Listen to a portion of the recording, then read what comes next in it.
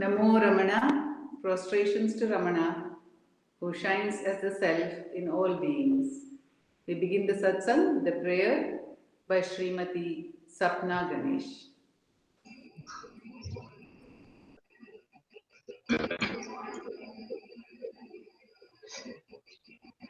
दक्षिणामूर्तिसारम्भाम् शङ्कराचार्यमध्यमाम् रमणाचार्यपर्यन्ताम् वन्दे गुरुपरम्पराम् वन्दे गुरुपरम्पराम् वन्दे गुरुपरम्पराम् ॐ नमो भगवते श्रीरमणाय.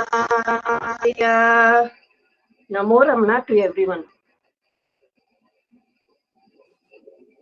Namo Ramana. Ekam aksharam hridi nirantaram bhasate swayam likhyate katham hridaya kuhara madhye kevalam brahma matram aham aham iti sakshat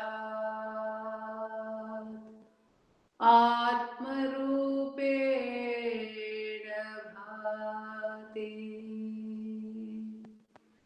hridi vishamanasa swam chinvata majjata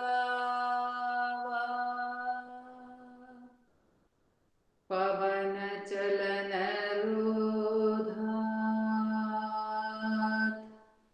atmanishto bhavatvam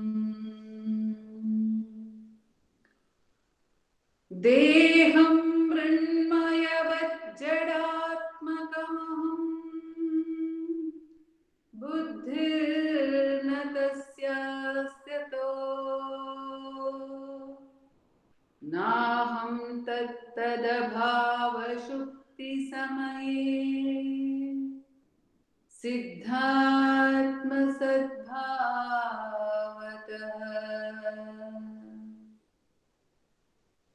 koham bhavayutah kuto varadhiya drishtatmanishtatmanam soham spurtitaya arunachala shiva purno vibhati swayam soham spurtitaya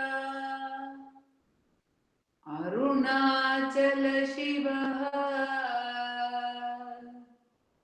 purno vibhati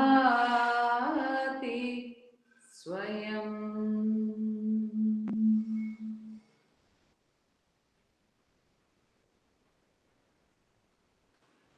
Namo Ramana. We have the chanting of Upadesha Saram verses by Uma Shripati and Ashwini Balaji. Namo Ramana. वायुरोधनाल्लीयते मना जालपक्षिवद्रोदसादनम् चित्तवायवश्चित्क्रियायुताः शाकयोर्द्वयी शक्तिमूलका लयविनाशने उभयरोधने लयगतं पुनर्भवति no मृतम् प्राणबन्धना लीनमानसम् एकचिन्तना नाशमेत्यद नष्टमानसो उत्कृष्टयोगिन कृत्यमस्ति किं स्वस्तितिं यत दृश्यवारितं चित्तमात्मना चित्वदर्शनं तत्त्वदर्शनं मानसं तु किं मार्गणे कृते नैव मानसं मार्गार्जवात् वृत्तयस्त्वहं वृत्तिमाश्रिताः वृत्तयो मनो विद्यहं मन अहमयं कुतो भवति चिन्वत ऐपतत्यहं निजविचारणम् अहमिनाशभाज्यहमहं तया स्फुरति हृत्स्वयं परमपूर्णसत् नमो रमण Namo Ramana. We now have the sharings of Ramana Anjali Sangeetam by Srimati Radha, followed by Srimati Pratibha Sundaresh, then by Savitri Krishnan and Jai Shri Ramakrishnan, and the last of the Ramana Anjali Sangeetam offerings for today will be by Kumari Revati Shankar. Om Namo Bhagavate Sri Ramanaya. In this song, Sri Sadhu Om questions, is it the good merits of Mother Earth or the fruits of tapas performed by devotees that Yogi Ramana has come down to earth as the embodiment of peace and light of our lives, when even Brahma and Vishnu could not comprehend him? We can recollect here that when Ramana was born, a blind midwife did see a bright light, and it was Aradhra Darshanam day, the day as noted in Shiva Puranam that Shiva appeared as a huge column of light, and how both Vishnu and Shiva were not able to realize the beginning and end of this light, and ultimately Shiva, on their plea, Shiva manifested as Arunachala. Swami Sadhu Om says that it is a wonder and a miracle that Guru Ramana took human form out of immense compassion to save the whole mankind, as this divine manifestation happens only once in a yuga or a kalpa. I am sure you all agree with me that the day the moment that Bhagwan entered our lives is the biggest miracle of our lives and the most wonderful thing that ever happened to us, for we are all caught in the net of his gracious gaze, never to be forsaken, like the prey that has fallen into the jaws of the tiger, as Bhagwan himself has said. This is a Kannada translation by R.N. Jai Gopal and music by Vijay Bhaskar.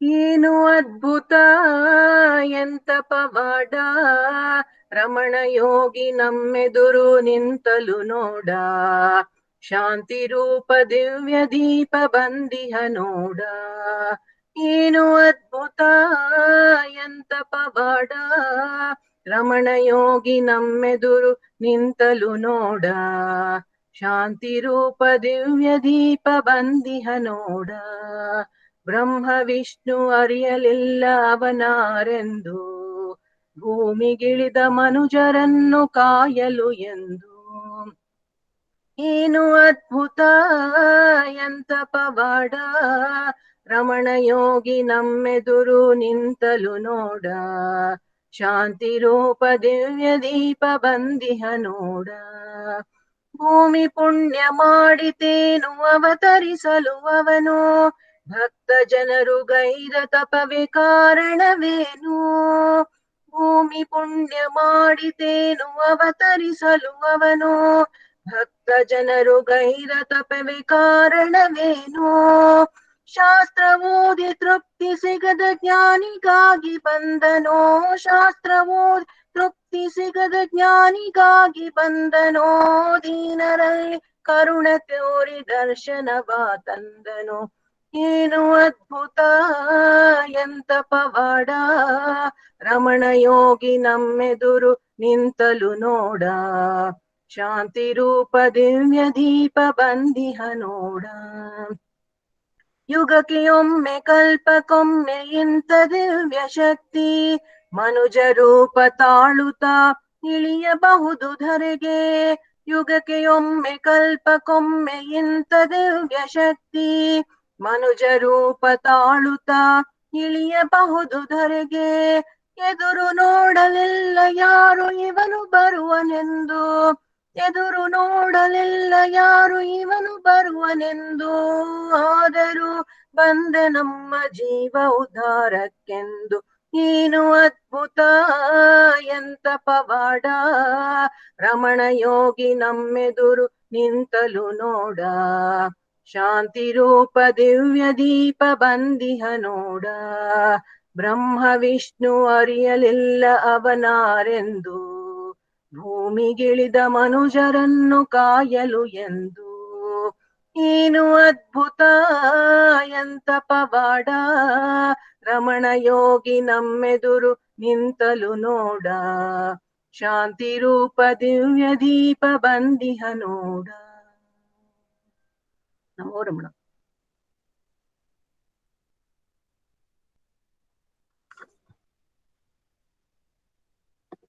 Radha Aunty is here. Aunty, I think you can continue. Namo Ramana all. Today I am singing a simple Namavali, and being today the Punarvasu star, I thought there can be Punarvasu name in the song. So I've taken a simple Namavali. This is from Ramana Leela, the ballet Ramana Leela. It is composed by Dr. Sharada.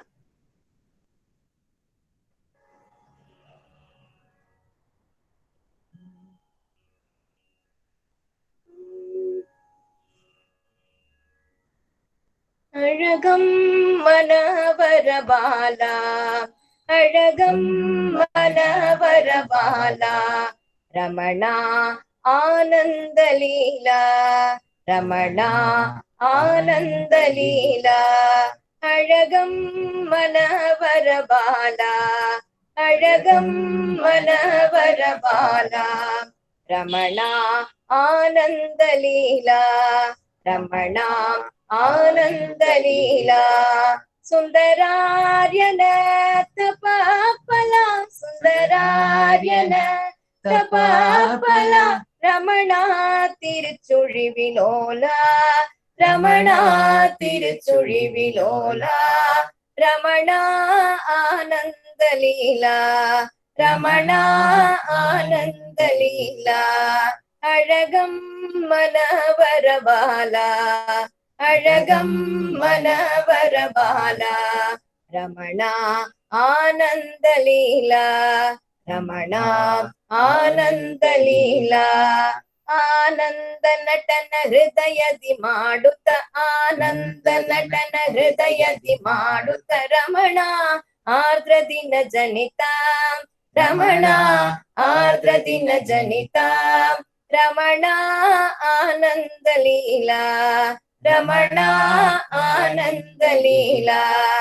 ಅழகம் ಮನವರಬಾಲ, ಅழகம் ಮನವರಬಾಲ, Ramana ಆನಂದಲೀಲಾ, Ramana ಆನಂದಲೀಲಾ.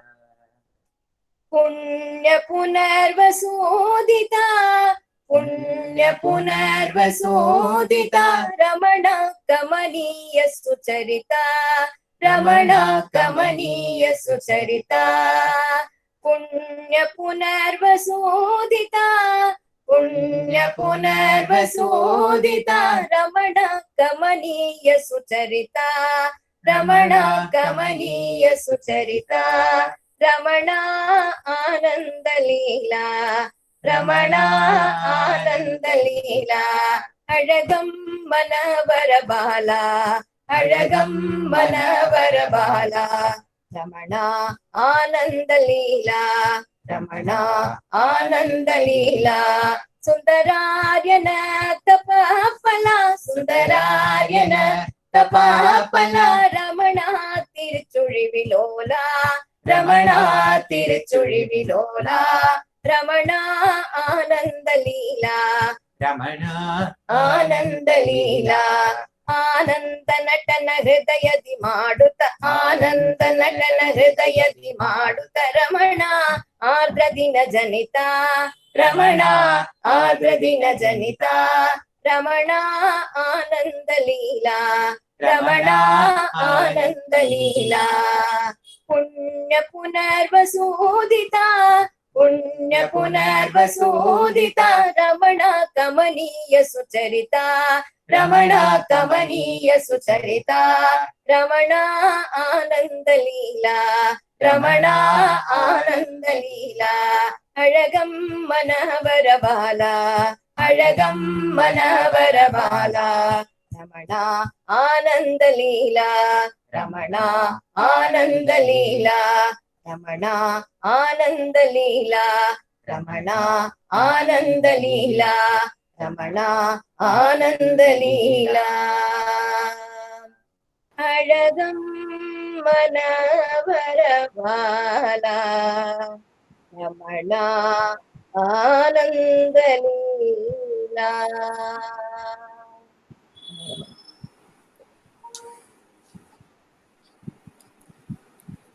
Arunagiri ಶಿಖರದಲ್ಲಿ ಬೆಳಕು ಬಂದಿಳಿಯುತ್ತಿದೆ ಬೇಗ ಬಾ ಬೇಗ ಬಾ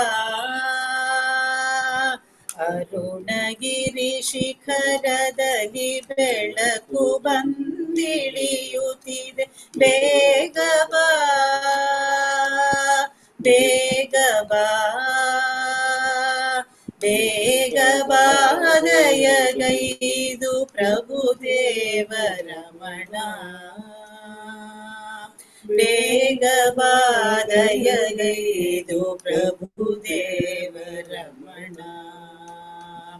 ಅರುಣಗಿರಿ ಶಿಖರದಲ್ಲಿ ಬೆಳಕು ಬಂದಿಳಿಯುತ್ತಿದೆ ಬೇಗ ಬಾ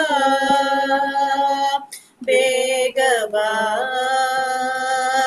ಪೊದೆಯ ಮರೆಯಲಿ ಸ್ತೋತ್ರ ಹಾಡುತ್ತಿದೆ ಕೋಗಿಲೆ ಬೇಗ ಬಾ ಬೇಗ ಬಾ ಕರುಣಿಸುತ್ತ ಬಾ ಬೇಗ ಗುರುದೇವ ರಮಣ ಕರುಣಿಸುತ್ತ ಬಾ ಬೇಗ ಗುರುದೇವ ರಮಣ ಅರುಣಗಿರಿ ಶಿಖರದಲ್ಲಿ ಬೆಳಕು ಬಂದಿಳಿಯುತ್ತಿದೆ ಬೇಗ ಬಾ ಬೇಗ ಬಾ ತಮ ಭಾವ ಹರಿಯುತ್ತಿದೆ ತಾವರೆಯು ಅರಳುತ್ತಿದೆ ಬೇಗ ಬಾ ಬೇಗ ಬಾ ತಮ ಭಾವ ಹರಿಯುತ್ತಿದೆ ತಾವರೆಯು ಅರಳುತ್ತಿದೆ ಬೇಗ ಬಾ ಬೇಗ ಬಾ ಶ್ರುತಿ ವೇದ ಶಿಖರವೇ ಬಾರೋ ಬಾರಮಣ ಶ್ರುತಿ ವೇದ ಶಿಖರವೇ ಬಾರೋ ಬಾರಮಣ ಅರುಣಗಿರಿ ಶಿಖರದಲ್ಲಿ ಬೆಳಕು ಬಂದಿಳಿಯುತ್ತಿದೆ ಬೇಗ ಬಾ ಬೇಗ ಬಾ ಬೇಗ ಬಾದಯಗೈದು ಪ್ರಭುದೇವ ರಮಣ ಬೇಗ ಬಾದಯಗೈದು ಪ್ರಭುದೇವ ರಮಣ ಬೇಗವಾದಯಗೈದು ಪ್ರಭುದೇವ ರಮಣ ಬೇಗವಾದಯಗೈದು ಪ್ರಭುದೇವ ರಮಣ ಪ್ರಭುದೇವ ರಮಣ ಬೇಗವಾ ಬೇಗವಾ. ಓಂ ನಮೋ ಭಗವತೆ ಶ್ರೀರಮಣಾಯ. Om Namo Bhagavate Sri Ramanaya. We are meditating on the 12th verse of Sabdarshanam. Nidra na vidya grahanam na vidya grinhati kinchinna yatartha bodhe nidra padartha grahanetara syat chideva vidya vilasantya shunya. Neither sleep nor the cognition of objects is knowledge. In the true state, which is different from both, there is no awareness of objects, but consciousness alone shines. Hence, it is not a void. Everything is lit by the light of the consciousness. So all our thoughts are made up of the light of the consciousness.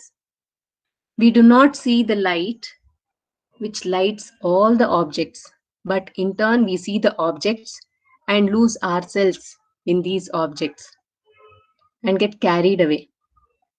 So there is only light and no void.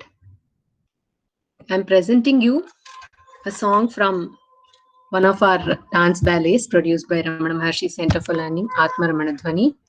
This song is written by Dr. Sharda, music by Dr. Ambika Kameshwar.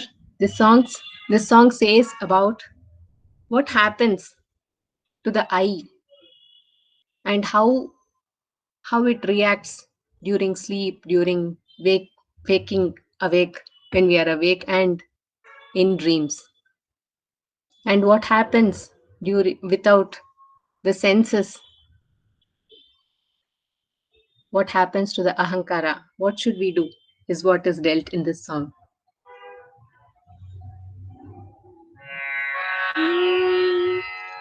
ರೇಷಮಿಯ ಕಪ್ಪು ಹುಟ್ಟು ಗಗನವನಿತೆ ಕಣ್ಣು ತುಂಬ ಕಾಡಿಗೆಯ ಹಚ್ಚಿದರು ನಯನಗಳ ಮಿನುಗು ನೋಡಿ ತಾರೆಗಳ ಟಿಂಟಿಮ ಟಿಂಟಿಮ ಟಿಂಟಿಮ.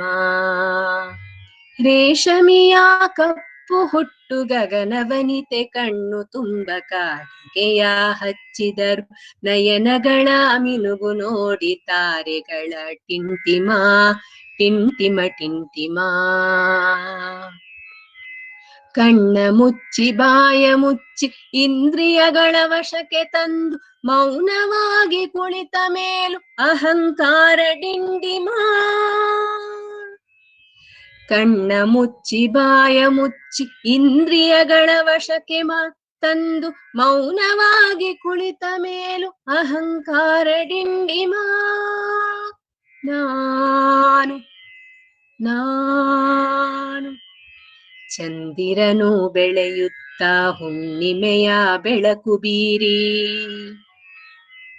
ಚಂದಿರನು ಬೆಳೆಯುತ್ತ ಹುಣ್ಣಿಮೆಯ ಬೆಳಕು ಬೀರಿ ಮತ್ತೆ ಸೊರಗಿ ಮತ್ತೆ ನಕ್ಕು ಹೋಗಿ ಬಂದು ಬಂದು ಹೋಗಿ.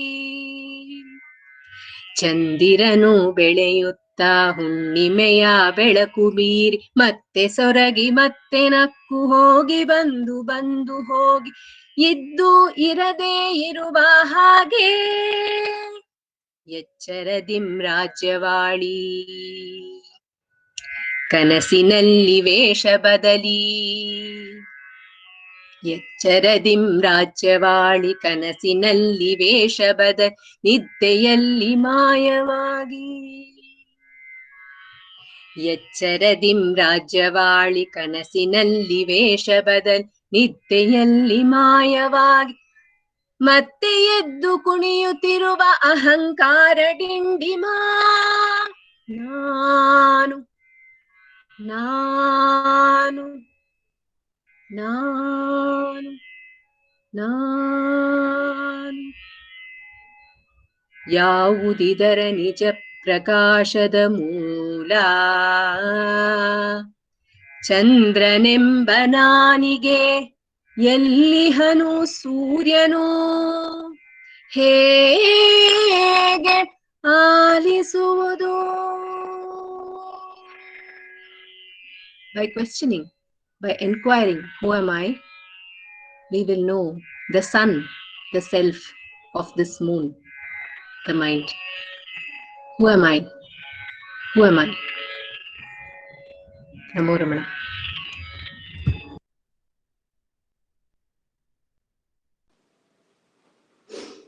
Namo Ramana.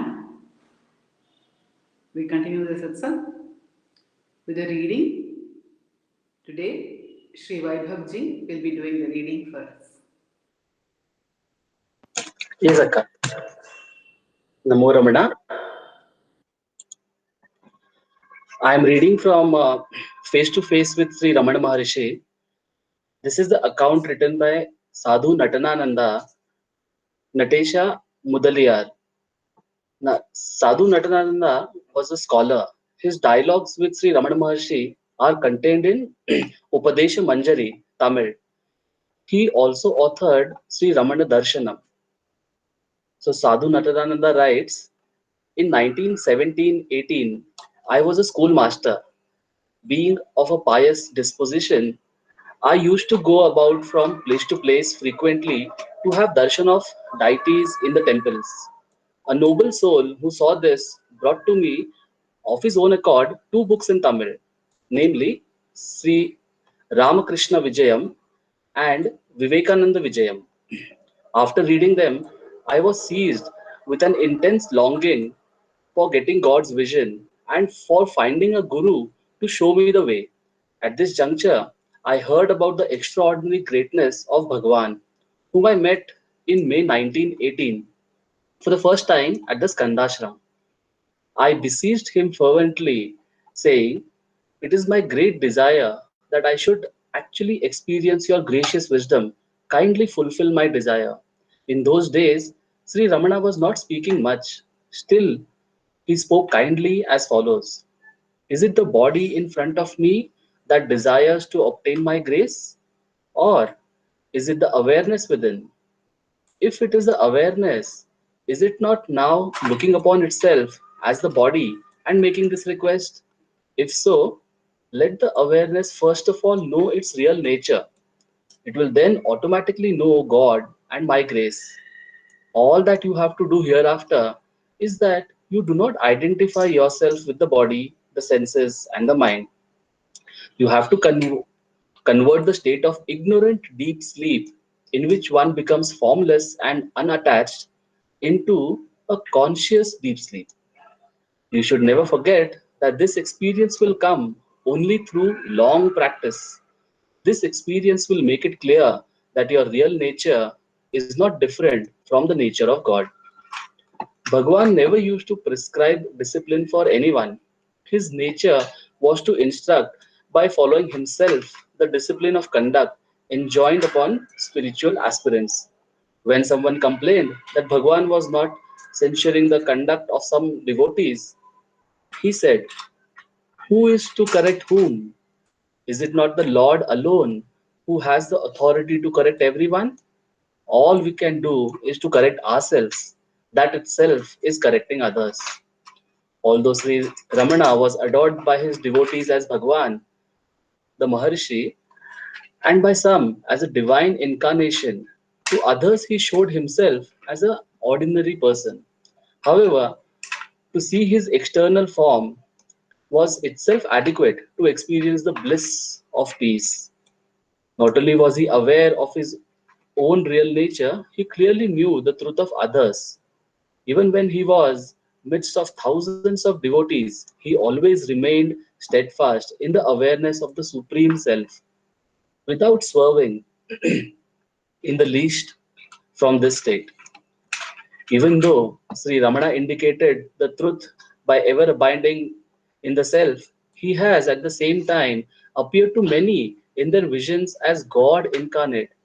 The story of a Polish lady who came all the way for Bhagwan's darshan would serve as an example. The lady once went alone to see the Skandashram.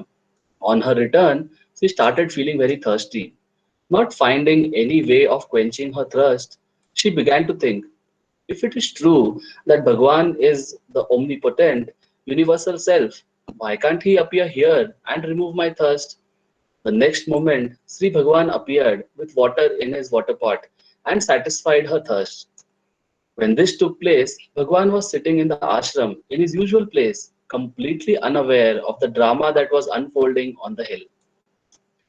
The Polish lady, who had both pure love and devotion, was a devout Christian who had the tendency of believing that a person was Christ like if he exhibited supernatural powers.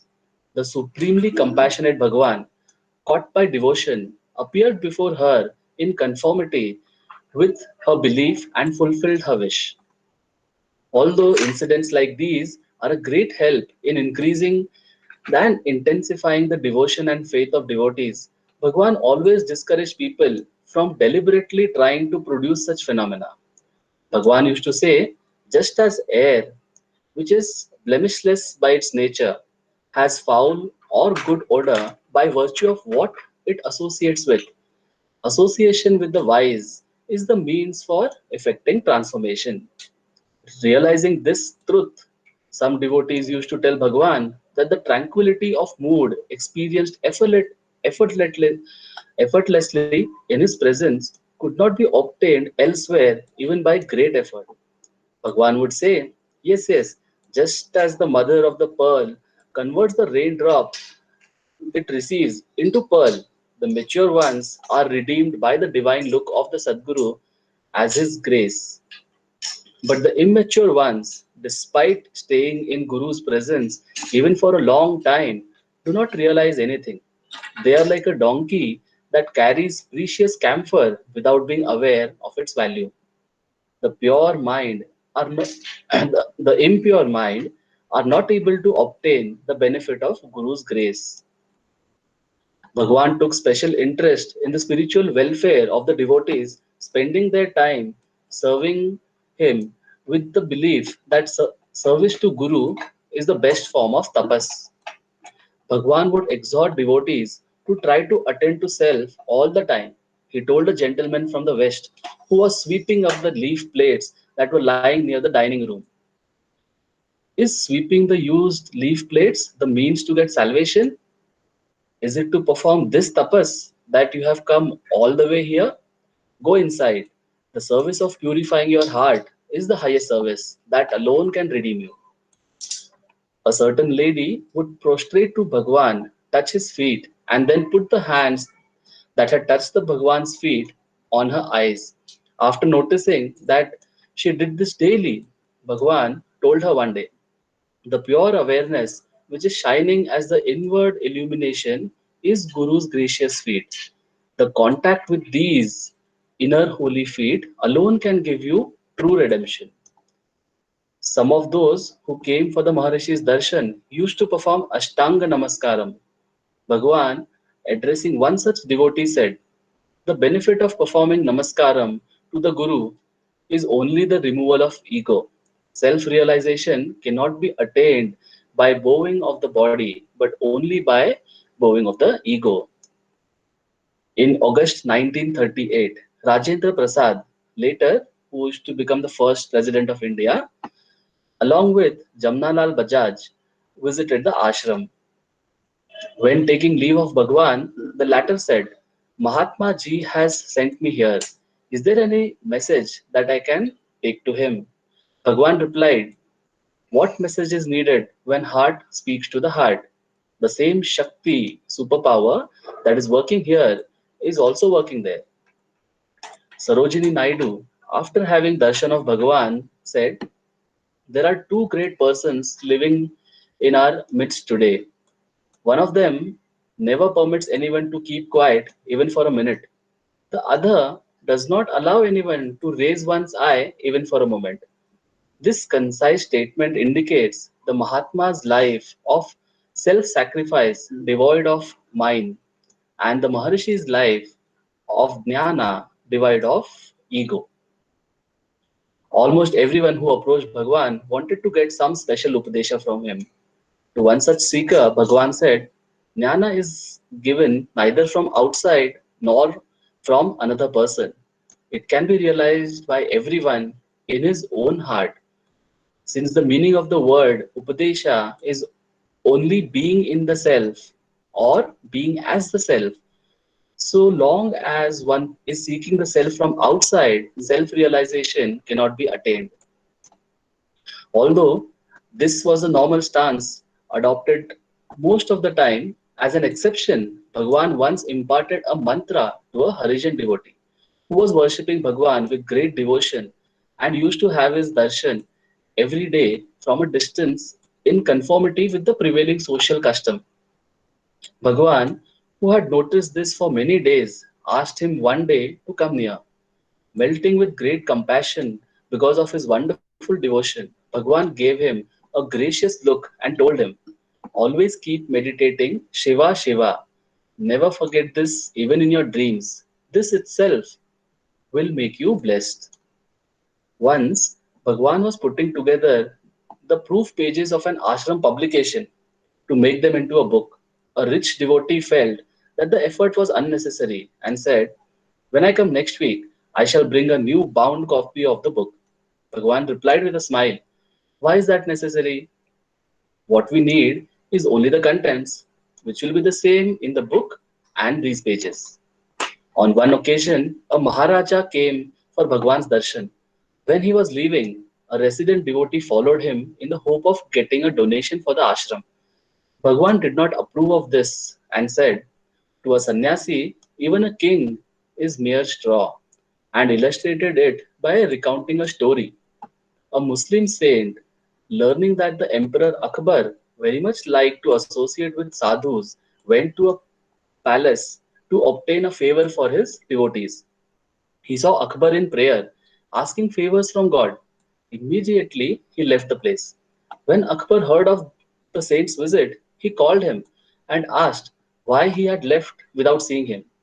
The saint replied, to fulfill a small need of my devotees, I thought of approaching you, but I found that you yourself have needs and were praying to the God for their fulfillment. As the scene reminded me, the truth that God alone can fulfill everyone's needs, I left the place. One night in 1924, some thieves came to the ashram and were breaking windows to get inside. Bhagwan told them, why are you taking the trouble to enter the room? We will open the door for you to take whatever you want. And he then opened the door.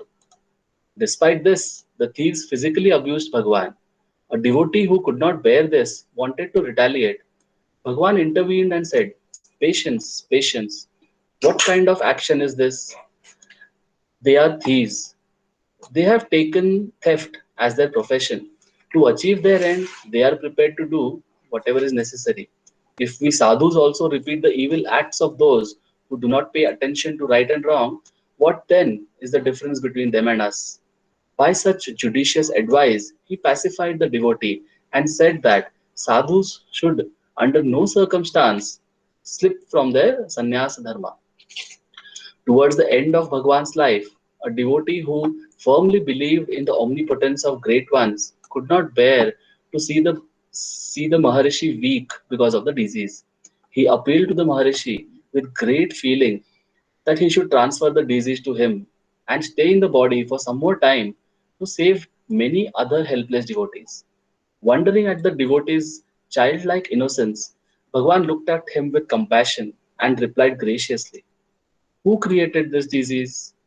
Is it not He alone who has the freedom to change it? Is it not enough that I have borne till today all by myself this load of flesh that, once it is dead, must be carried by four persons? Should I continue bearing it henceforth? Through these words, he made it clear that in the physical world, the law of destiny was inexorable. The Jnani merely remains as a witness established in his natural state. Bhagwan was never tired of telling the devotees that he was not the body and they should not identify him with a physical form. A well known incident illustrates this. A devotee came for Bhagwan's darshan for the first time. Bhagwan was not in his usual seat and was engaged in some activity. Not knowing that he was Bhagwan, the devotee asked, "Where is Ramana?" Immediately, Sri Ramana replied with a smile, "Ramana, see, he is here," and pointed out to a brass vessel on which the name Ramana had been engraved. When Bhagwan saw that the newcomer was puzzled by the remark, he pointed respectively to his body and the vessel and explained, "This is also a form like the vessel. At least the name Ramana is on that. Even that name is not here." Then he resumed his activity. Bhagwan's non-identification with the body was witnessed by those who saw him in the last few months of his life. When he was affected by cancer, he remained indifferent to the treatment arranged by devotees and allowed the doctors to do their job as wished by the devotees. He said, "Our job is to remain a witness to all that happens," and added, "Thinking this body alone to be Bhagwan, they are grieved that Bhagwan is suffering because of illness. What to do? They are worried that the Swami is going to leave. Where to go? How to go?" Om Namo Bhagavate Sri Ramanaya.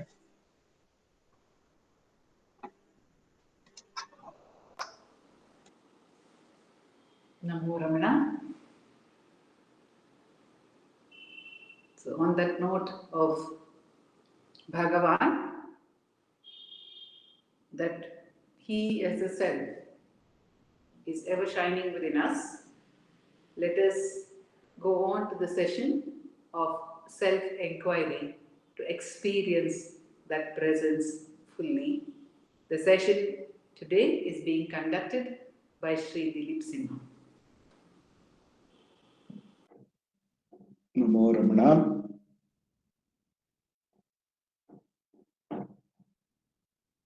ध्यायेत् शारदचन्द्रसुन्दरमुखम् ताम्रारविन्देक्षणम् भक्ताभीष्टवराभयप्रदकरम्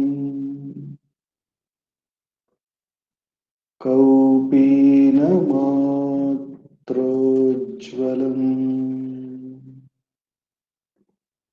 स्वात्मानन्दरसानुभूतिविवशम्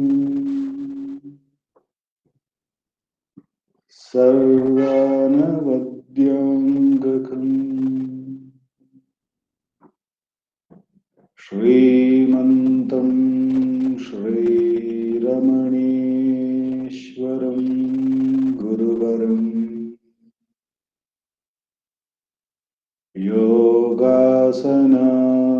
योगासनाध्यासितम् ध्यायेत् श्रीरमणेश्वरम्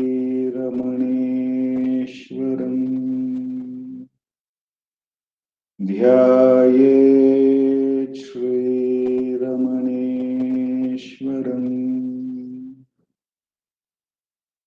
ध्यायेत् श्रीरमणेश्वरम्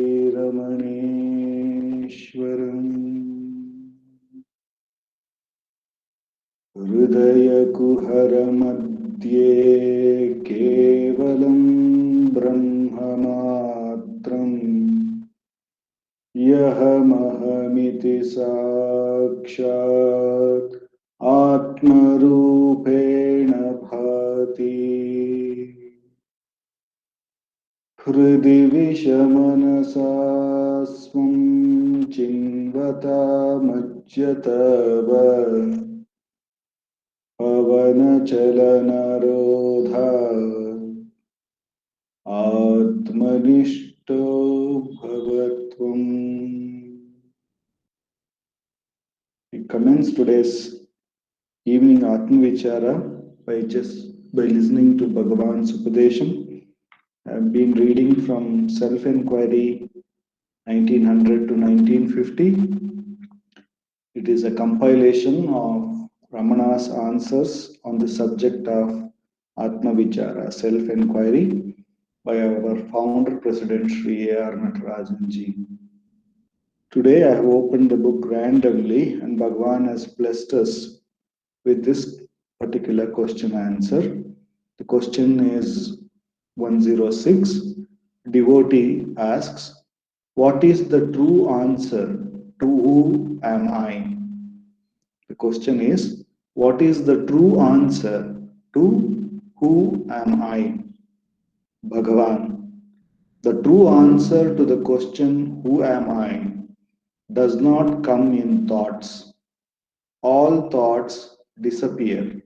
Even the thinker himself disappears. The true answer to the question, who am I, does not come in thoughts. All thoughts disappear. Even the thinker himself disappears.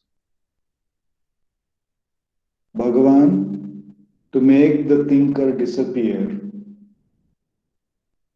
to make all the thoughts disappear, and to just let the self which alone is shine without much hindrance from thoughts and thinker, has blessed us with Atma Vichara.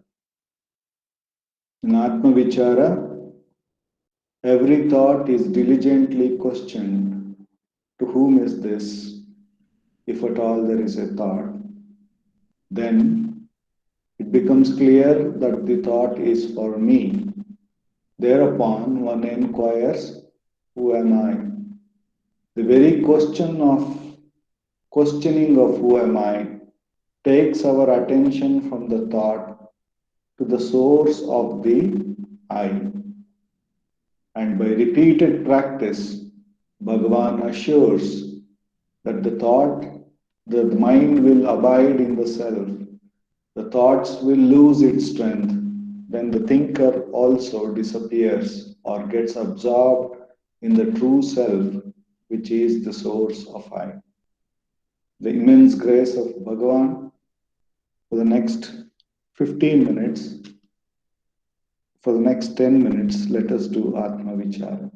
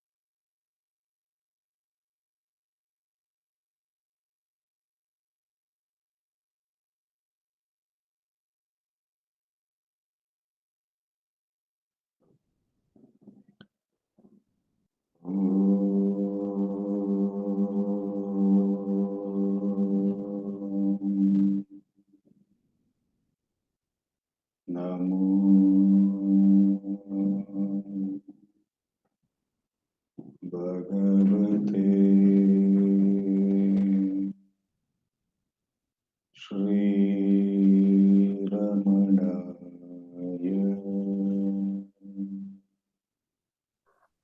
Namo Ramana. Thank you. Namo Ramana. We go on to a sharing of based on the Manana on Bhagavad Gita Sara by Bhagavan Ramana.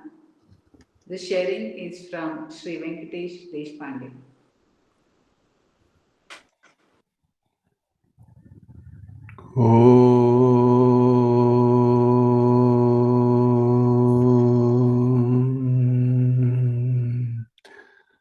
Vasudeva Satam Devam Kansachanurmardhanam Devaki Paramanandam Krishnam Vande Jagadgurum.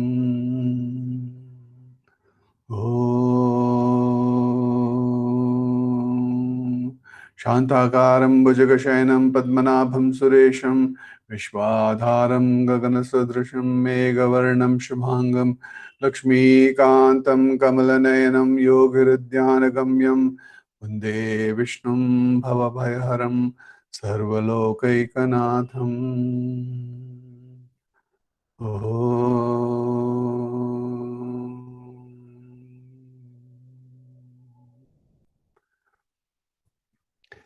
We have been doing manana on the Gita Sara, the 42 verses chosen by Bhagavan.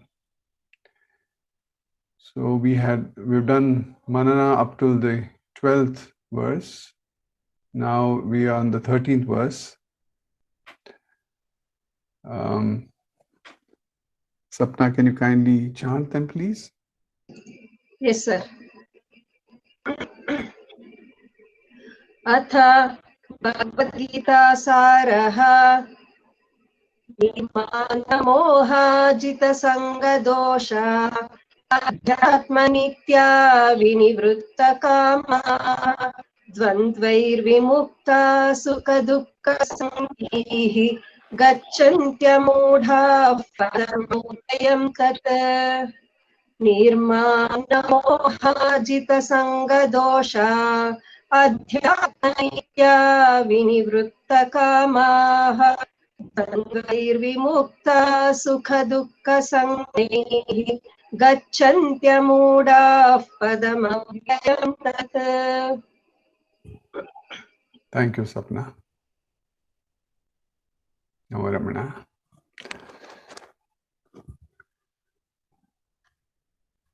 Being free from ego and delusion, having conquered the defects, namely attachment, as per Shankara, Sangha eva dosha, being constantly engaged in contemplation of the self, with their desires having ceased, being free from the effects of the complementary opposite pairs, known as pleasure and pain, such wise men finally reach undeluded that imperishable goal. So today's manana actually is a beautiful narration of the steps in the sadhana leading to the realization of the self, the ultimate. I think, Vaibhavji, everybody has spoken or read about the ego. The E in Kannada means that has to go. Mine, and the mine has to go. Ego. So the most important step is to leave off the ego. Here, the word mana denotes ego and not pride, which is a byproduct of the ego. So pride is actually a byproduct of the ego and consequent delusion leading to a sense of possession as my and mine. Reality is simply the loss of the ego. destroy the ego by seeking its identity, because the ego is no entity. It will automatically vanish and reality will shine forth by itself. This is the direct method. So, what Bhagwan is trying to say here is, and Sri Krishna and Bhagwan are the same, Satchidananda Atman. So, whether I use the word Bhagwan or Sri Krishna, it's the same. Because the ego is no entity, it will automatically vanish.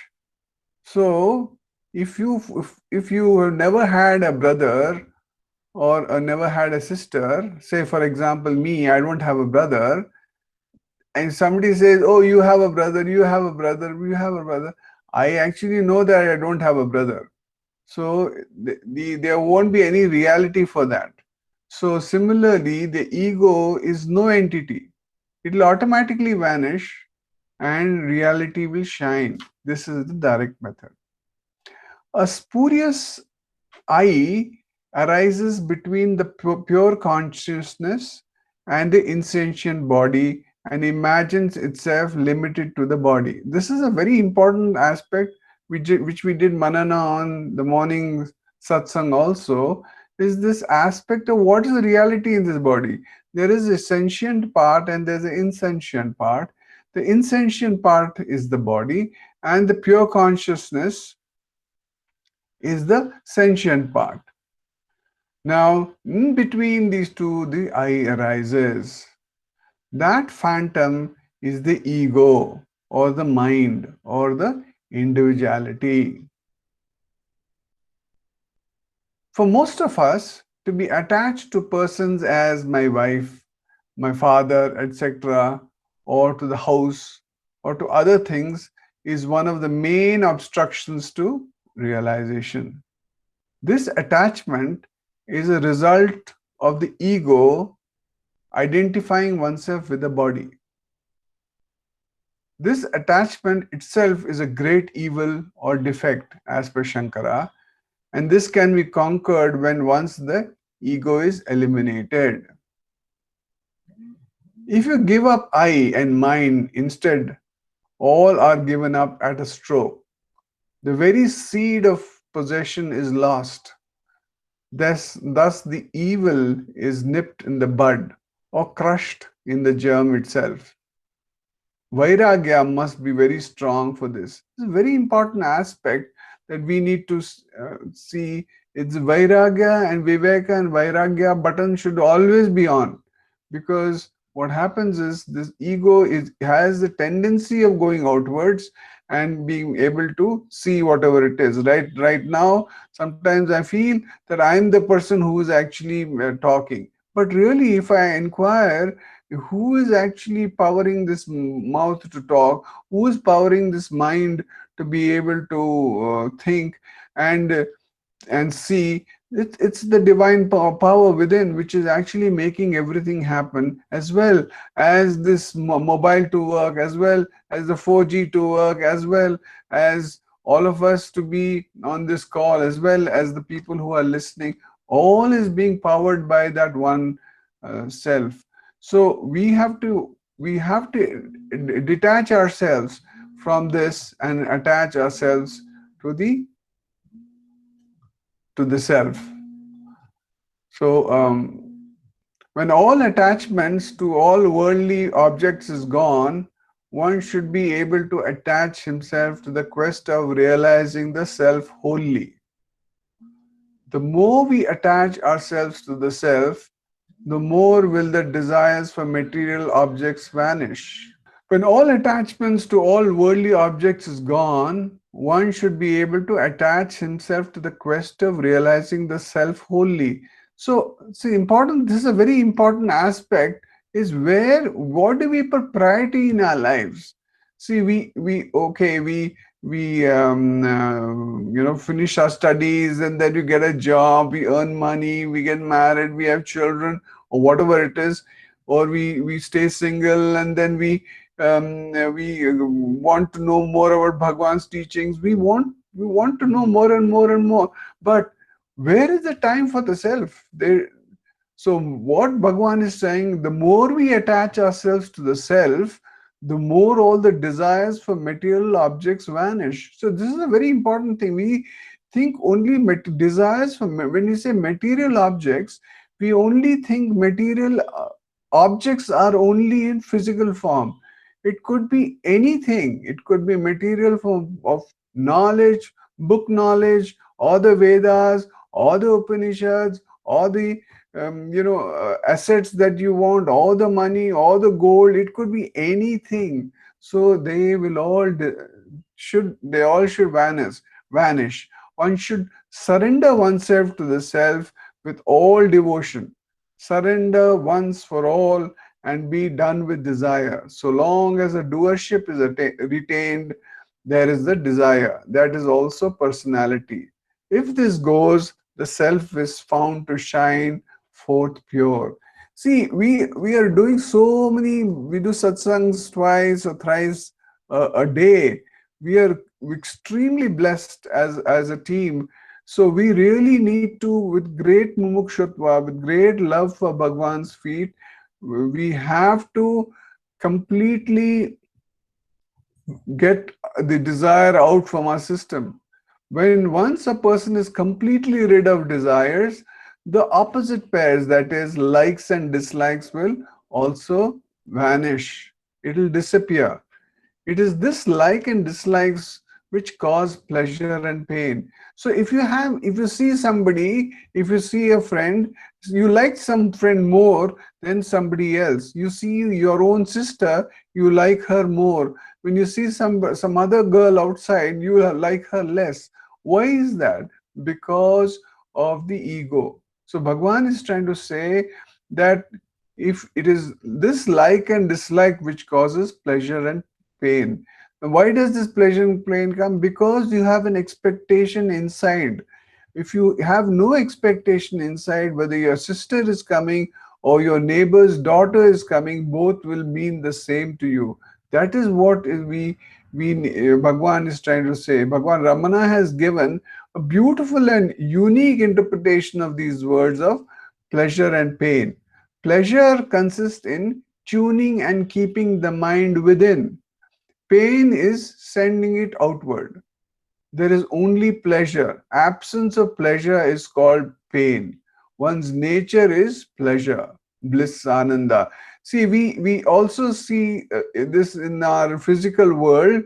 We say that there is no light, there's darkness. We always talk about darkness, but actually, darkness is no light. That light does not exist. Absence of light is actually darkness. It doesn't mean that the light is not there. So the absence of pleasure is called pain, because we are not seeing the pleasure, we are only seeing the pain. But the pleasure, ananda, does exist. It is the mula, it is the underlying principle behind the pain. God only created the world, while the man created a relationship of wife, son, friends, enemy, etc. And it is the latter which is responsible for pleasure or pain. Pains are dependent on the ego. They cannot be without the I. So when one ceases to have any reaction to pleasure or pain and is bereft of ego, one is freed from all delusion and reaches one's goal. This is what Sri Krishna is trying to say here. The ego, we have to, if we have to be true devotees to Bhagwan and Sri Krishna, we have to give up this ego concept of ego and be always abiding in the thought-free state, always contented, always happy, and we will be abiding in the self, and there will be no sense of pain or pleasure in our lives. Om Namo Bhagavate Sri Ramanaya.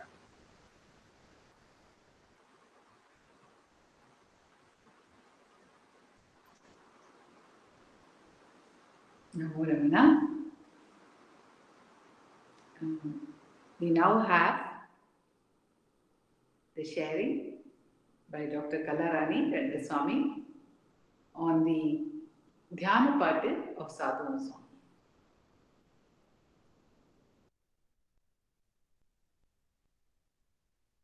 Om Namo Bhagavate Sri Ramanaya. அருணாச்சலமென அகமே நினைப்பவர் அகத்தை வேறறுப்பாய் Arunachalam. Namo Ramana to all.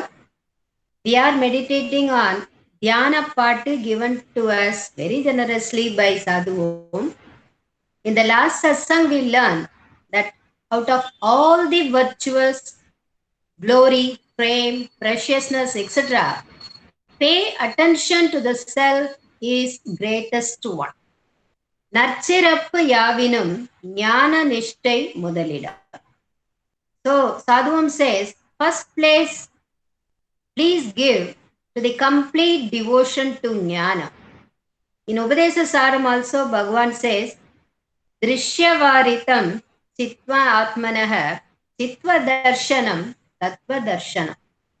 Turn your mind, which is traveling freely outward through five senses, inward. And give attention to the source from where the I thought arises. Give attention to the source which throws the intellect light on all the objects and on all the learning of us in the world. And leave alone the objects and learning. Even in Ulladu Narpadu, Bhagavan says, Arivurum tannai ariyadu, ayalai arivadu, ariyamai andri arivo. Will it not be the ignorance when a person thinks he is the intelligent one because he knows everything in this world? Knowing or being aware of anything other than the self is not real knowledge or awareness, but only ignorance. When we know ourselves, all knowledge plus the ignorance of other things will cease to exist. When will other things cease to exist? When we rise as ego. And when we are aware of ourselves as we actually are, which is our natural state, ego will cease along with it. Experiencing this, Sadhuam says in Dhyana Patu, hey Sadhaka, remember, out of all greatness in the world, knowing oneself, that is God, is the greatest of all. நற்சிறப்பு யாவினும் ஞான நிஷ்டை முதலிடம். The next stanza Sadhuam says, only for that purpose we have taken this human form. We must remember that. He has been given the thinking ability, the sixth sense. That is the difference between animal and human being. Can anyone see a lion getting vexed because of love failure? And is that lion loitering anywhere with a long grown beard? No. There's a cow, except our Lakshmi cow, because she is divine. She is an exception. All other cows, does they complain about the food being served without cook? Or about the shed they live in? No. Only human being, once he was living in the branches of tree, then in caves, huts, small thatched houses, and in concrete houses, multi-story buildings. Now he is thinking of shifting his abode to Mars. These are able because of his ability to think. But Sadhuam asks, is that the very purpose of taking this human form? Is this the way in which we should use our thinking ability? He says, no. உடல் எடுத்த நோக்கமே உண்மை இன்பம் துய்க்கவே. The very purpose of this human form is to explore the truth and rejoice in the reality. What is reality? That which is ever present. There is no business of coming and going. In Tamil we say போக்கும் வரவும் இல்லா. It is not the state of happiness at one time and unhappy at the other time. There prevails the state of happiness always. When can it be possible? The next question arises. When the truth is realized. That when we understand that there is no difference in the world, there is no anniya bhavam. When there is Anya Bhava, one gets hurt when someone hurts him. When one practices to see Brahman in everyone, there will be no difference at all. Bhagwan's life itself is an example for this. In the last day of Bhagwan's Nirvana, devotees were stopped for darshan. Knowing that Bhagwan felt very bad and he literally sobbed. Then he said, I thought I can have darshan of Arunachaleshwara in each and every devotee who come for my darshan. Was he interested in seeing devotees? No. He wants to do namaskaram to Arunachaleshwara, who is there in each and every one of the devotee. In Upadesa Saro also Bhagwan says, Isha Jivayor Vesha Jivita Sasvabhavato Vastu Kevalam.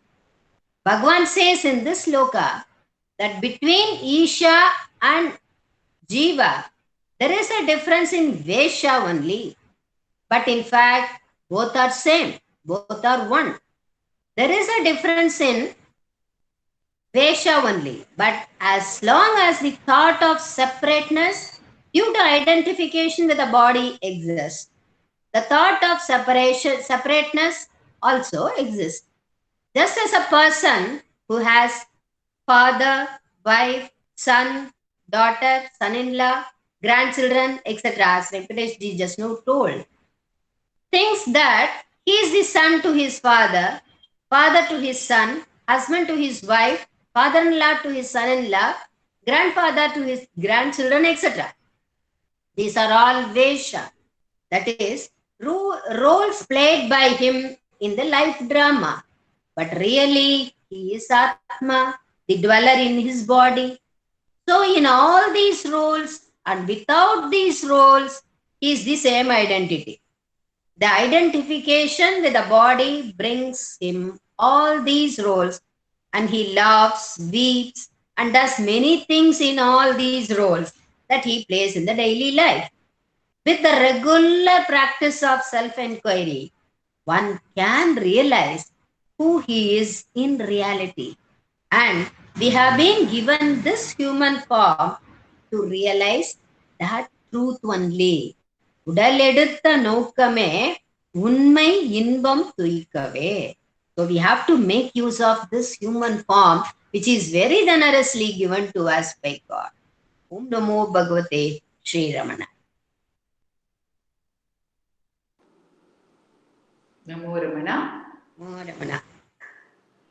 We now continue with the sharing by Sri Ujjwal Jagdish on Ramana Chatvarimshat.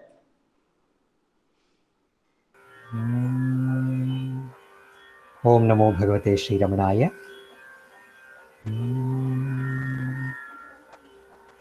Ramanena sanathamidam bhuvanam. Ramanena sanathamidam bhuvanam. Jataram samaye paripurayata. Katinam vratamadritate charata. Jashaketana shastra durapahrida. Krishimatma vibodha vidhodhadata. Ramana hindapatiya padedi budi bhuvana. Ramana ninda ಪಡೆದಿ ಹುದಿ ಭುವನ ಉದರವ ಸಮಯಕ್ಕೆ ಪರಿಪೋಷಿಸುವ ಕಠಿಣ ವ್ರತವ ಗಿರಿ ತಟದಿ ಆಚರಿಸುವ ಸುಮಶರಣ ಶಸ್ತ್ರಕ್ಕೆ ಸೋಕದ ಹೃದಯ ಆತ್ಮಜ್ಞಾನ ಕೃಷಿಗೆ ಸಲಹುವ ಸದಯ. In one of our dance ballet, Jnana Kandam, we have a scene where Bhagavan Ramana, when he had earlier visited the Alagar Koil, they had got the prasadam of Chakre Pongal, the sweet Pongal, and he had eaten that Pongal and then he just felt, aha, the pongal is so nice. It would have been so nice if I get some more of this pongal.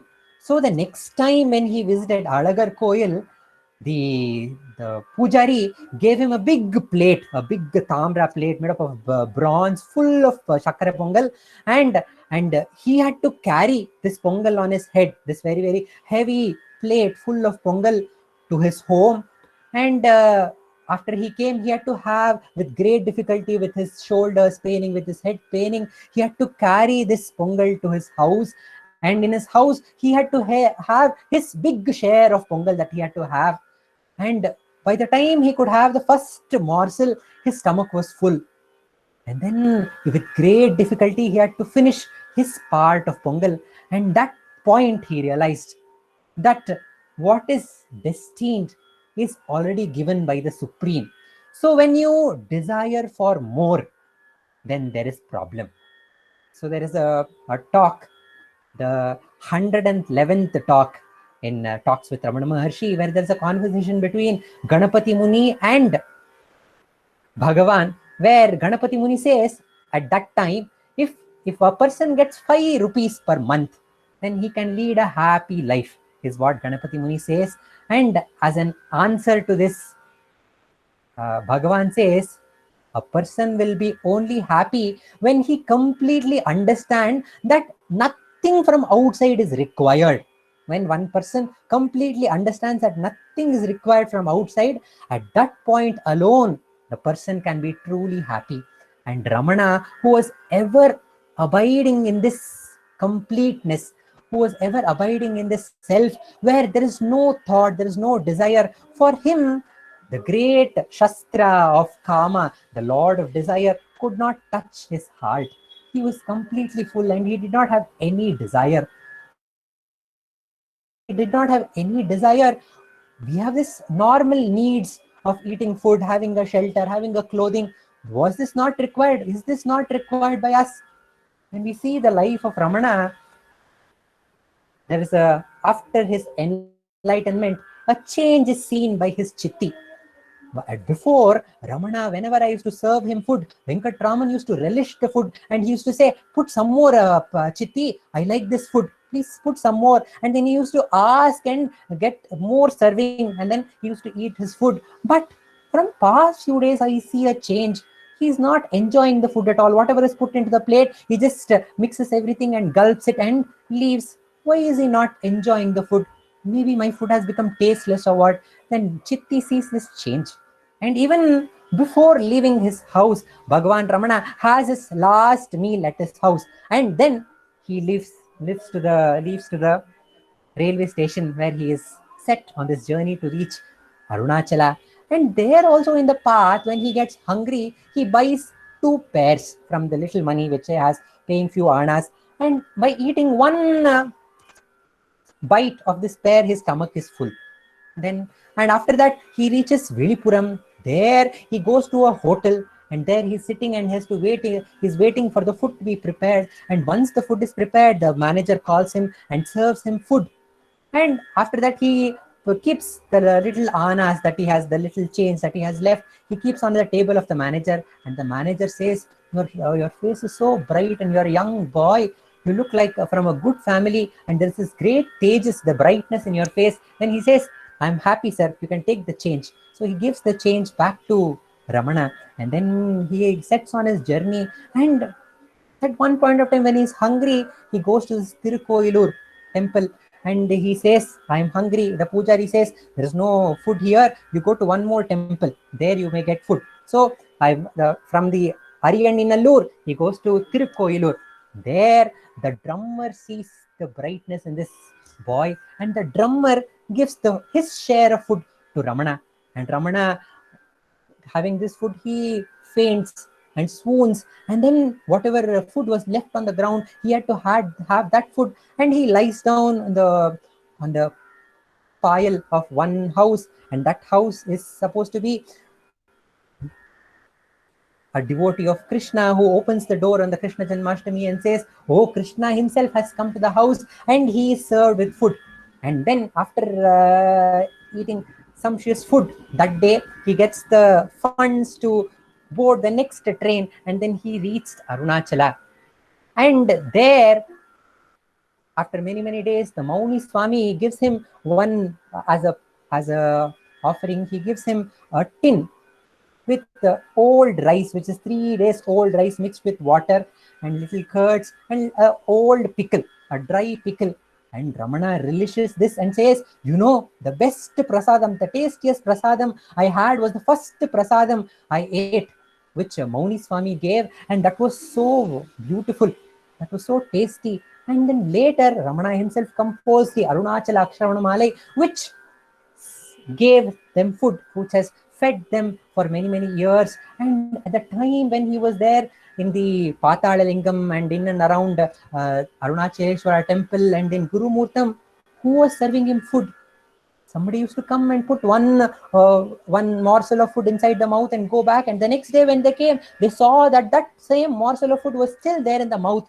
And they had to clear that old food and put a new morsel of food. And when Ramana was asked, Ramana, what were you doing for the food, which is the basic necessity of the body? And Ramana used to say, as Shardaka reminded last week, that when there is no Asami inside the house, we don't have to pay any rent.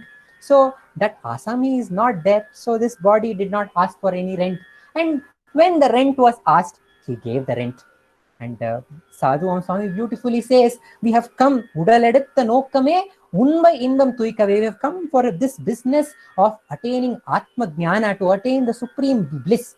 Oh, instead of doing profit, getting profit out of this business, we are giving more and more rent. We are giving more and more tasty food to eat, more and more comfortable situation to live in. We are paying more and more rent to this body. But Ramana says the purpose of having this body is to attain the Atma Jnana. To work for Atma Jnana is what the body is given. For that, whenever the stomach asks for it, you need to fulfill that need of the stomach. But other times, our mind and whole soul should be put into the effort of attaining Atma Jnana. And Sadhu Om Swami, one of his Kriti says, Avi deham yavum, Avi deham yavum, Avan porul andro, Avi deham yavum, Avan porul andro, Adai padugatal அவன் கடன் அன்றோ, அதை பாதுகாத்தல் அவன் கடன் அன்றோ, நாவெழும்புமோ ரமணேசன் முன்னே ஞானமன்றி பூமி லாபம் வேண்டி பாட நாவெழும்புமோ. Should our mouth open to ask for something? Should our aham, the nan, should it rise to ask for something? Should any thought arise when the Supreme God is taking care of this body and the jiva, when it is his property and it is his duty to take care of this body? Why should we have any thought of the next food or future plan of saving the food? It is the supreme duty of the Supreme Lord to take care of our needs. And Sri Krishna says, Ananyashchintayanto mam ye janaha paryupasate tesham nityabhiyuktanam yogakshemam vahamyaham.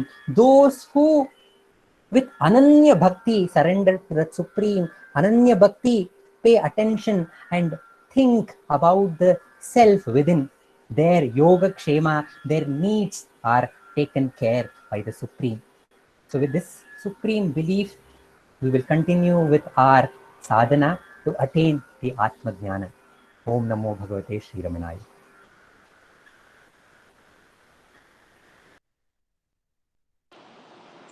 Namo Ramana.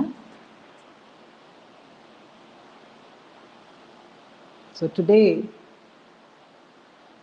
everyone has been emphasizing the purpose of this human existence, the purpose of achieving self-knowledge. It reminded me of my mother, who kept repeating this to us, even I think ever since the days we can remember anything. She would say, the purpose for which you are born is only to attain self-knowledge. There is no other purpose. You attain self-knowledge. That's the only thing you need to do. It reminded me of that. And that self, which we seek to attain, that self, out of great love, which is its very nature, the very nature of the self is love. Where is this self? Where is it? Where is it that we have to find it? It is within us. It is everywhere. But everywhere also is difficult for us to understand, we may say, because everywhere could not be understood.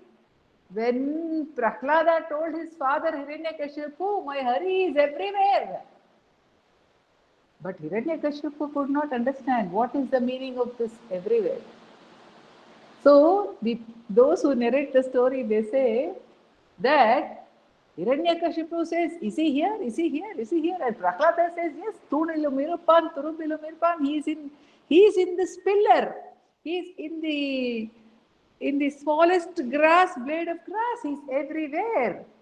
Then, in Sri Hari, who is the unmanifest, he has to become manifest as Narasimha for the purpose of destroying Hiranyakashipu.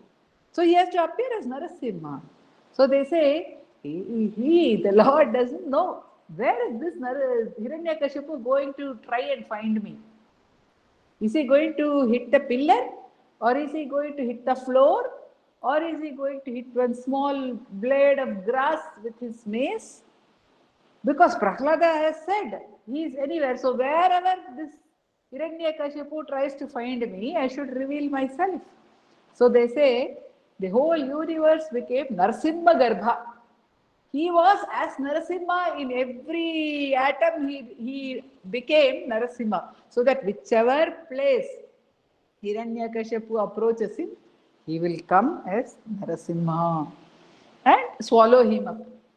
After all, the purpose was to swallow up Hiranyakashipu, and Hiranyakashipu also had the negative devotion for him. That was the boon with which he had come, that he should think about him all the time, therefore through negative thought. And this brings us to the point that the constant meditation on something is what is the essence to which we go. That constant meditation may be in a negative form or a positive form, but if we are constantly meditating upon something, then we become that very thing. Therefore, we are taught to meditate upon the Supreme. And in Ramana Ashtotram, we are taught to meditate upon the Supreme. But Vishwanatha Swami tells us to meditate upon the Supreme, which is so vast, apara satchit sukhavari rashe. And he also says the Supreme is chinta vihinam. It does not have any thoughts. It does not have any form. It is beyond that. Yet, out of compassion, this Supreme appears to us in the chosen form, in the form which we have sought it. And what is the form in which we have been seeking the Supreme? It is the form of Ramana. Ramana is dear to us. So because of that, he has appeared before us as Ramana. The second name, the second Nama in the Ramana Ashtotra is Ramana itself. Ramana, who has the name of Ramana.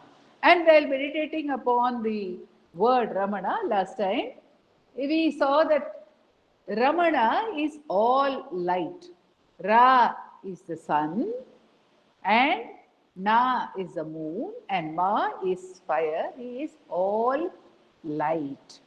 And what have we said? Vishwanatha Swami has said, Hridi Chintayami. So in the heart, when we meditate upon Ra as the sun, what sun is that? That sun is not merely the physical sun which we see. But it is that sun which Bhagavan points out in Arunachala Aksharamanamale, Kilmel Engum Kilaroli. That Olimani means the sun, which is shining everywhere. Kilmel Engum. And in Arunachala Pancharatnam, he says, Viri Kadiral Yavum Videngum. Kabalita Ghana Vishwarupa Kiranavalya. That is the all effulgent, all enveloping sun, which is Ra, Ramana, Ra. He is the all enveloping sun of the self. He is the very self. But what if we forget the self? What if, like Parvati Devi in play, when Shiva told her that my three eyes are the sun, moon, and the fire, she did not believe him and she wanted to test him and she closed his eyes, quietly coming from behind. And the entire universe was engulfed in darkness, in death, untimely death of all beings, because without light, nobody can live. In total darkness, which is for ages especially, no life can flourish. Now, what is this? What does this symbolize in our own life when we do not understand the power of the self? When we do not see the inner eye, kannukku kannai kannindri kan, when we do not see that eye as the sun of knowledge, we close it as if in play. Unintentionally, we get into darkness. That darkness of ignorance. We get into the darkness of ignorance. And ignorance means what? Ignorance means we subject ourselves to death. We think we are mortal. We think we are subject to death and birth. We are born again and again. Again and again we are born. Again and again if we are born, again and again we have to die also. Which is what is, because every time thought arises, there is birth, and every time it subsides, there is death. We are born again. We are born as our anger. We are born as our sorrow. We are born as our joy. We are born as our desire. We are born as our fear. And it goes away and it dies, and again we are born in some other form. In this darkness of death and birth, we get entangled by the non-recognition of the presence of the all-enveloping light of the self. But what? At that time, supposing we could remember the moon also, there will be some light. But Parvati Devi did not close one eye of Shiva. She closed both the eyes of Shiva, which are the sun and the moon. If the sun can be said to be Ra actually, the word Ra is the sun. Even the ancient Egyptian god, which is the sun, is called Ra. The word Ra is used. So that's that sun of knowledge.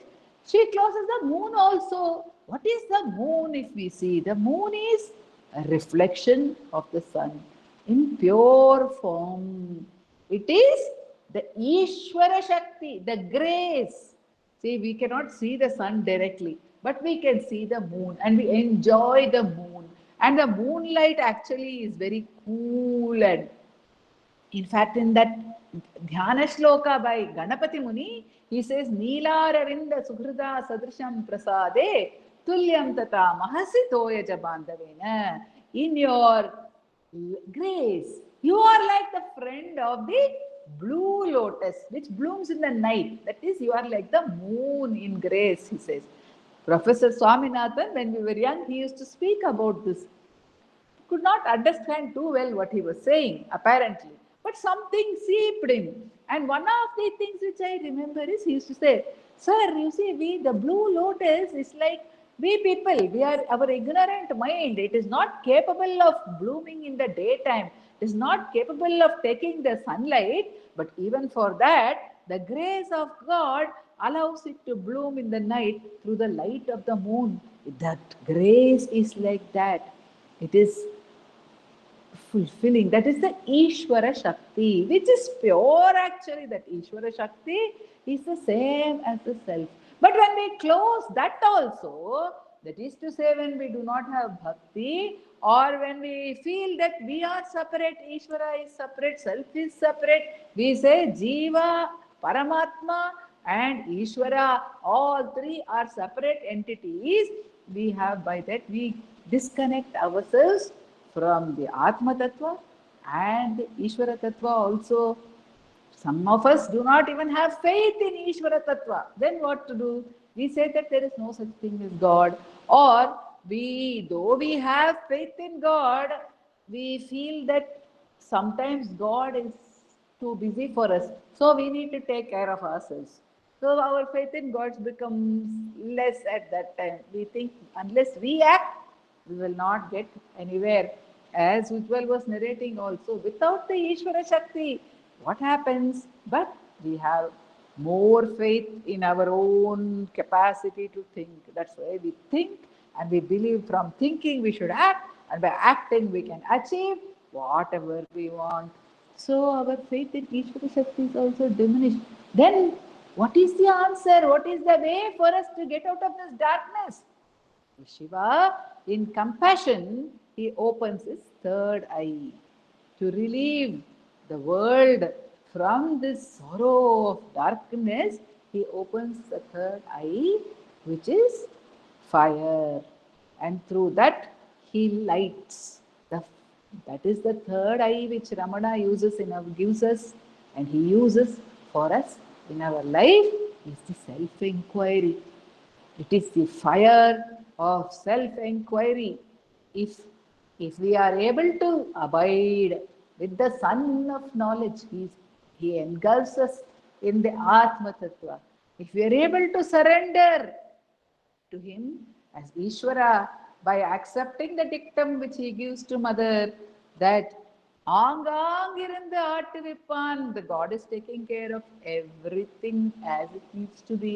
If we can surrender completely, or if we can surrender completely with faith in the first verse of Upadesha Saram, கர்மம் பயந்தரல் கர்த்தனதானையால் கர்த்துராக்ஞயா பிராப்யதே பலம். If we can surrender, or if we can surrender out of fear at least, as he tells us in the second prayer of Saddarshanam, saying Maheshan Sharaname Sharvartam Sharvadatam Savutrar Marana Bhayam Ikkulava Makkal Aranahar Maheshan Sharaname Sharvantam Mrityunjayam Mrityubhiya Ashritanam. If we become Ashrita, if we surrender to the Supreme, then also we are saved. So as Mahasena, in the first Nama, we could see that surrender to the Supreme. He has come to slay the ego. So if we surrender, he gives us protection. But if we are not surrendering, if our mind wants to be assert itself, then he says, okay, still I will free you. I have come to free you only. I have come to light your life. In any which way I am the light, I will give you the power of vichara. Ask, if you are the doer, find out who that doer is. Who is that I who is doing? Who is that I who is thinking? Who is that I who says, I am this body, I am experiencing all this? Trace that I. Behind every thought, trace it without 1 second of laziness, sorvu, santatam, salipara, santoshamaave. That light he fills us with. Any which way, whichever way we turn to him, he fills our life with light.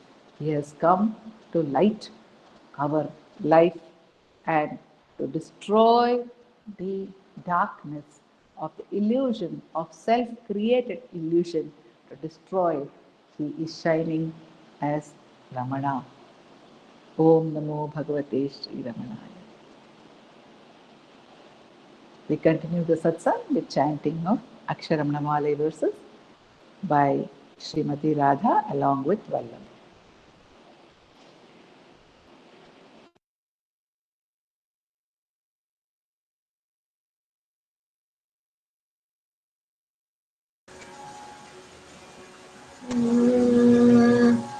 Arunachal Shiv Arunachal Shiv Arunachal Shiv Arunachal Arunachal Shiv Arunachal Shiv Arunachal Shiv Arunachal சோம்பியாய் சும்மா சுகமுண்டுறங்கிடர் சொல்வேரங்கதி அருணாச்சலா சௌரியம் காட்டினை சழக்கற்றதென்று சலியாதிருந்தாய் அருணாச்சலா நம்மளியற் கேடா நான் என்னுறுதிய நாடி நின்னுருவேன் அருணாச்சலா ஞானம் இல்லாதுன் ஆசையற்றவர ஞானம் தெரித்தருள் அருணாச்சலா நிமிரு பொனியும் மலர்நிலை என்றே நேர் நின்றன என் அருணாச்சலா தத்துவம் தெரியாதத்தனையுற்றாய் தத்துவமிதுவென் அருணாச்சலா தானே தானே தத்துவமிதனை தானே காட்டுவாய் அருணாச்சலா திரும்பி அகந்தனை தினமாக கண் தெரியும் என்றன என் அருணாச்சலா தீரமில்லாகத்தில் தேடி உந்தனையான் திரும்ப உற்றேன் அருள் அருணாச்சலா துப்பறிவில்லாய் பிறப்பெண் பயன் ஒப்பிடவாயேன் அருணாச்சலா தோயும் உண்மையாக தோயவே அருளென் அருணாச்சலா தெய்வம் என்றுன்னை சாரவே என்னை சேர ஒழித்தாய் அருணாச்சலா அருணாச்சல சிவ அருணாச்சல சிவ அருணாச்சல சிவ அருணாச்சலா அருணாச்சல சிவ அருணாச்சல சிவ அருணாச்சல சிவ அருணாச்சலா அருணாச்சல சிவ அருணாச்சல சிவ அருணாச்சல சிவ அருணாச்சலா அருணாச்சல சிவ அருணாச்சல சிவ அருணாச்சல சிவ அருணாச்சலா அருணாச்சல சிவ அருணாச்சல சிவ அருணாச்சல சிவ அருணாச்சலா அருணாச்சல சிவ அருணாச்சலா அருணாச்சல சிவ அருணாச்சலா அருணாச்சலம் வாழி அன்பர்களும் வாழி அக்ஷரமண மாலை வாழி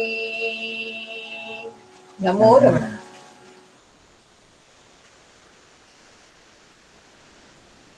Namo Ramana. We conclude the satsang with Ashtotra Puja to Bhagavan. This will be all offered at Sri Subramaniam's altar. The chanting will be done by Vaibhavji and Prarthana and by Uma and Ashwin. The concluding song, the Aarti song, will be by Revati Shankar. नमो रमण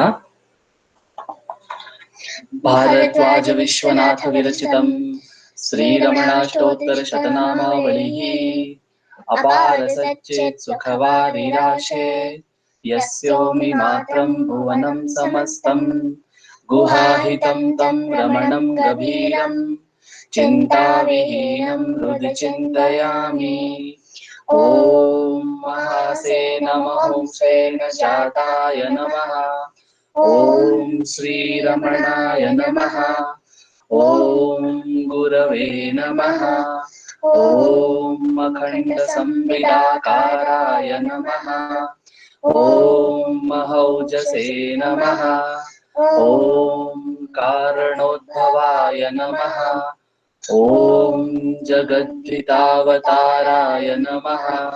ॐ श्रीभूमिनाथस्थलोस्थिताय नमः। ॐ पराशरकुलोत्तंसाय नमः। ॐ सुन्दरार्यतपःफलाय नमः। ॐ कमनीयसुचारित्राय नमः। ॐ सहायाम्बा सहायवते नमः। ॐ शोणाचलमहोलीनमानसाय नमः। ॐ स्वर्णहस्तकाय नमः। ॐ श्रीमद्द्वादशान्तमहास्थले लब्धविद्योदयाय नमः। ॐ महाशक्तिनिपातेन प्रबुद्धाय नमः। ॐ परमार्थविदे नमः। ॐ तीव्राय नमः। ॐ पितृपदान्वेषिणे नमः। ॐ इन्दुमौळिना पितृमते नमः। ॐ पितुरादेशतः शोणशैलं प्राप्ताय नमः। ॐ तपोमयाय नमः। ॐ उदासीनाय नमः। ॐ महायोगिने नमः। ॐ महोत्साहाय नमः। ॐ कुशाग्रधिये नमः। ॐ शान्तसङ्कल्पसम्रम्भाय नमः। ॐ सुसन्दृशे नमः। ॐ सवित्रे नमः। ॐ स्थिराय नमः। ॐ तपक्षपितसर्वाङ्गाय नमः। ॐ पुल्लाम्बुजविलोचनाय नमः। ॐ चन्द्रिकासितहासश्रीमण्डितानन्दमण्डलाय नमः। ॐ चूतवाट्यां समासीनाय नमः। ॐ चूर्णिताखिलविक्रमाय नमः। ॐ वेदवेदान्ततत्त्वज्ञाय नमः। ॐ चिन्मुद्रिणे नमः। ॐ त्रिगुणातिगाय नमः। ॐ विरूपाक्षगुहावासाय नमः। ॐ विराजतचलकृतये नमः। ॐ उद्दीप्तनयनाय नमः। ॐ पूर्णाय नमः। ॐ रचिताचलताण्डवाय नमः। ॐ गम्भीराय नमः। ॐ परमाचार्याय नमः। ॐ सुप्रसन्नाय नमः। ॐ अभयप्रदाय नमः। ॐ दक्षिणास्य निधाय नमः। ॐ धीराय नमः। ॐ दक्षिणाभिमुखाय नमः। ॐ स्वराजे नमः। ॐ महर्षये नमः। ॐ भगवते नमः। ॐ ईड्याय नमः। ॐ भूमविद्याविशारदाय नमः। ॐ विमलाय नमः। ॐ दीर्घदर्शिने नमः। ॐ आप्ताय नमः। ॐ ऋजुमार्गप्रदर्शकाय नमः। ॐ समदृशे नमः। ॐ सत्यदृशे नमः। ॐ सत्याय नमः। ॐ प्रशान्ताय नमः। ॐ अमितविक्रमाय नमः। ॐ सुकुमाराय नमः। ॐ सदानन्दाय नमः। ॐ मृदुभाषिणे नमः। ॐ दयार्णवाय नमः। ॐ श्रीशोणाचलनुद्भूतस्कन्दाश्रमनिकेतनाय नमः। ॐ सद्दर्शनोपदेष्ट्रे नमः। ॐ सद्भक्तवृन्दपरिवृताय नमः। ॐ गणेशमुनिभृङ्गेन सेविताङ्घ्रिसरोरुहाय नमः। ॐ गीतोपदेशसारादिग्रन्थसञ्चिन्नसंशयाय नमः। ॐ वर्णाश्रममतातीताय नमः। ॐ रसज्ञाय नमः।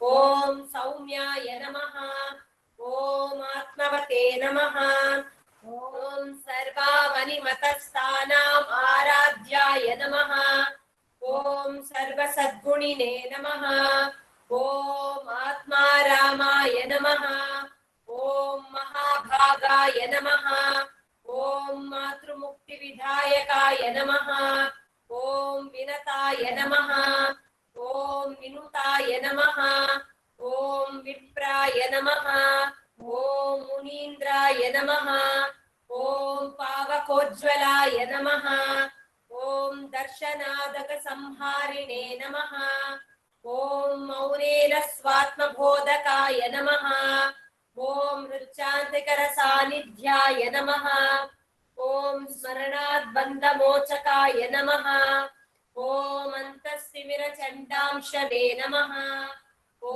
संसारार्णवतारकाय नमः ॐ शोणाद्रीशस्तुतिद्रष्टे नमः ॐ हार्दविद्याप्रकाशकाय नमः ॐ अविच्युतनिजप्रज्ञाय नमः ॐ नैसर्गिकमहातपसे नमः ॐ कमण्डलुधराय नमः ॐ शुभ्रकौपीनवसनाय नमः ॐ गुहाय नमः ॐ दण्डपाणये नमः ॐ कृपापूर्णाय नमः ॐ भवरोगविषग्वराय नमः ॐ स्कन्दाय नमः ॐ देवतमाय नमः ॐ अमर्त्याय नमः ॐ सेनान्ये नमः ॐ पुरुषोत्तमाय नमः।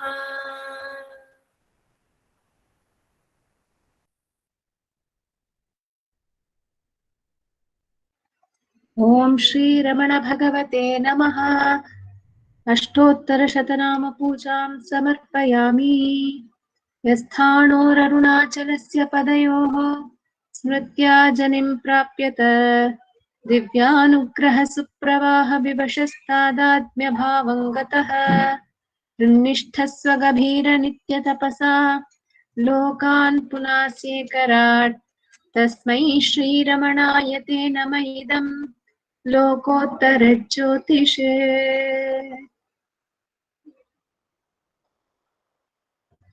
नमो नमो नमो रमण सदाशिव प्रभावरण नमो महर्षि नमो महर्षि नमो नमो नमो रमण सदाशिव प्रभावरण नमो महर्षि नमो महर्षि दर्शन सुख मंगल मुख सकल जीवहित सम्मुख ब्रह्म संकीये नमो नमो नमो रमण सदाशिव प्रभावरण नमो महर्षि सदा तुष्ट सदा हृष्ट सदा शिवानंद पुष्ट सदा तुष्ट सदा हृष्ट सदा शिवानंद पुष्ट परम महर्षि ब्रह्मनिष्ठ समदर्शी नमो नमो नमो रमण सदाशिव प्रभावरण नमो महर्षि